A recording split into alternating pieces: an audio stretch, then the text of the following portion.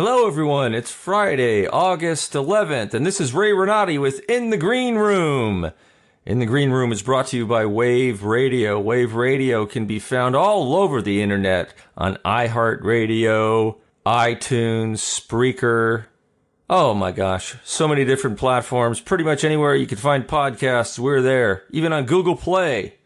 All right, let's get this show on the road. You green roomites, you green roomaholics, you green roomophiles, you green roomers. Today I want to talk about Sam Shepard. Sam Shepard, one of the greatest playwrights ever known in this country. Sam Shepard, what a guy. We lost him on July 27th, 2017 to ALS. ALS, Lou Gehrig's disease. If you don't know who Sam Shepard is, Sam Shepard, to most people, would be Chuck Yeager in The Right Stuff. Super popular movie. You probably saw it. He was the guy who played Chuck Yeager. But many of you may not know that Sam Shepard was one of the greatest playwrights ever known in the United States. Sam Shepard's plays were done all over this country. He had a 10-year residency at the Magic Theater in San Francisco, California. He made the Magic Theater what it is today. In fact, they'd never been what they were when Sam Shepard was there. He helped launch the career of Ed Harris. Ed Harris, that burly man who's done so many great movies. They did the play Fool for Love. Fool for Love, they took that to New York. It was a huge hit. I have been privileged to direct a couple of Sam Shepard plays and act in one. I directed and acted in True West, and I directed Fool for Love. It's an amazing experience. I did many scenes from his plays while I was going to acting school at the Gene Shelton Acting School in San Francisco.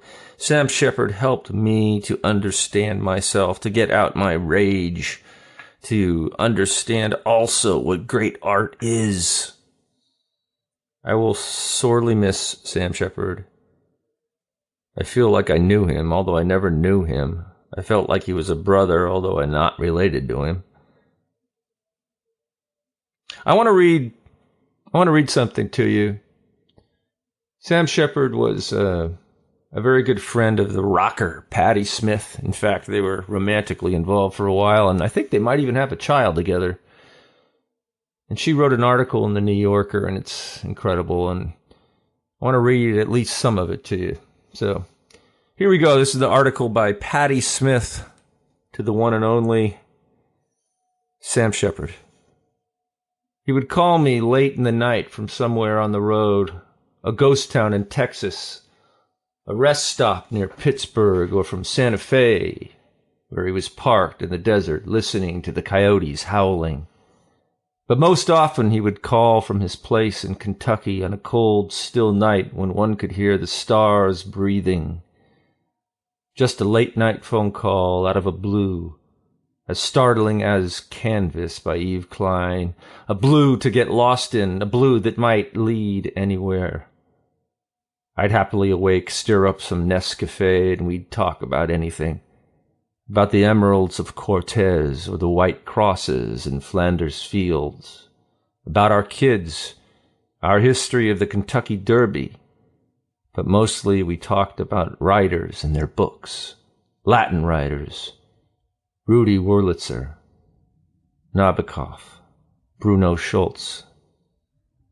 Gogol was a Ukrainian, he once said, seemingly out of nowhere.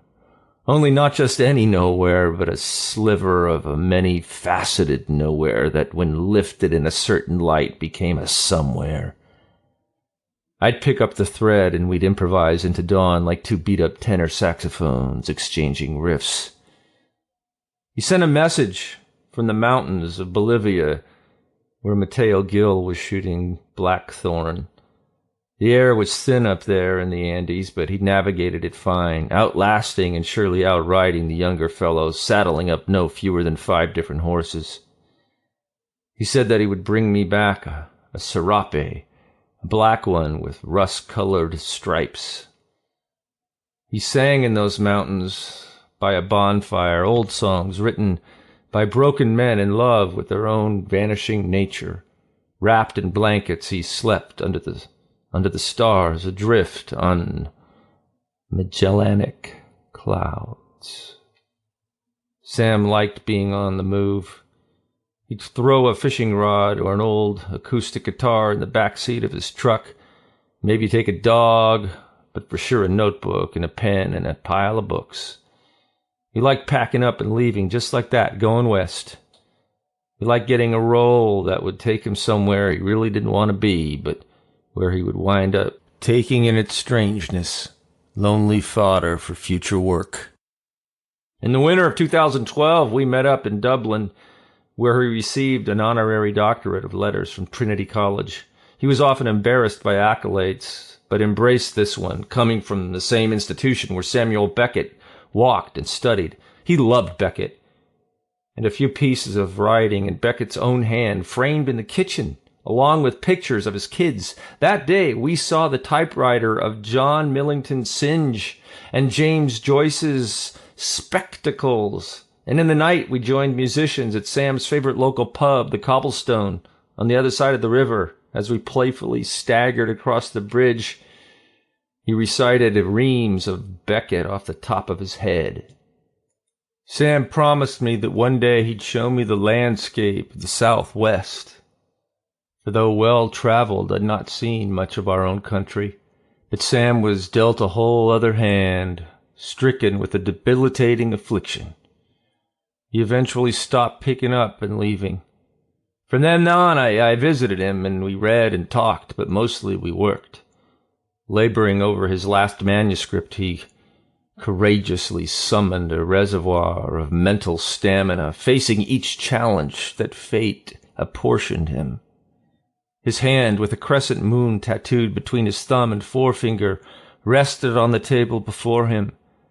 That tattoo was a souvenir from our younger days, mine a lightning bolt on the left knee.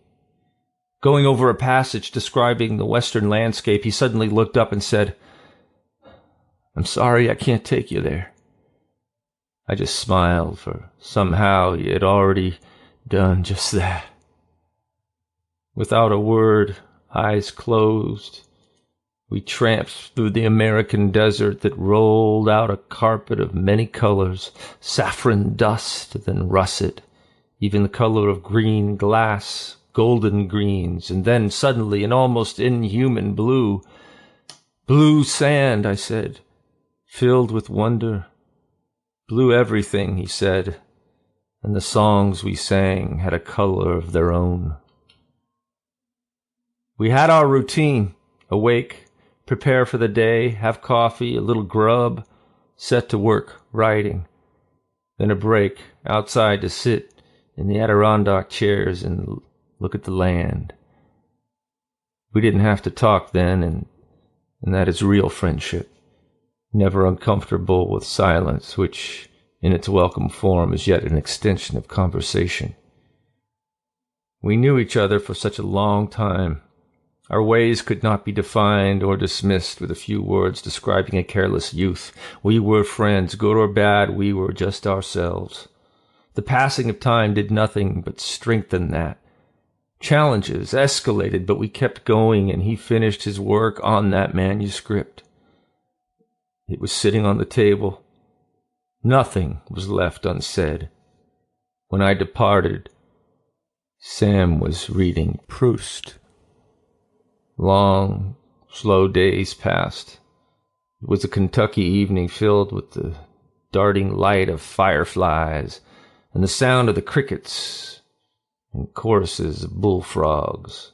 Sam walked to his bed and lay down and went to sleep, a stoic, noble sleep, a sleep that led to an unwitnessed moment as love surrounded him and breathed the same air. The rain fell when he took his last breath quietly, just as he would have wished. Sam was a private man. I know something of such men. You have to let them dictate how things go, even to the end. The rain fell, obscuring tears. His children, Jesse, Walker, and Hannah, said goodbye to their father. His sisters, Roxanne and Sandy, said goodbye to their brother. I was far away, standing in the rain before the sleeping lion of Lucerne, a colossal, noble, stoic lion carved from the rock of a low cliff. The rain fell, obscuring tears. I knew that I would see Sam again somewhere in the landscape of a dream, but at that moment I imagined I was back in Kentucky, with the rolling field and the creek that widens into a small river. I pictured Sam's books lining the shelves, his boots lined against the wall beneath the window where he would watch the horses grazing by the wooden fence. I pictured myself sitting at the kitchen table, reaching for that tattooed hand. A long time ago, Sam sent me a letter, a long one, where he told me of a dream that he had hoped would never end. He dreams of horses, I told the lion. Fix it for him, will you? Have Big Red waiting for him, a true champion. He won't need a saddle. He won't need anything. I headed to the French border, a crescent moon rising in the black sky. I said goodbye to my buddy, calling to him in the dead of night. Wow. Wow. Well, I will have to say that I am moved at this moment. Moved to tears. What an ode. What an ode to a friend that is. You know what's really, really cool about this is Patti Smith wrote this in the same style of writing that Sam Shepard was known for. She had to have done that on purpose, and she did a great, great job of it. It doesn't even seem like someone trying to copy Sam Shepard. It seems as though she's channeling him, because this is how he wrote, this is how he sounded. It's as if Sam Shepard wrote it himself through her.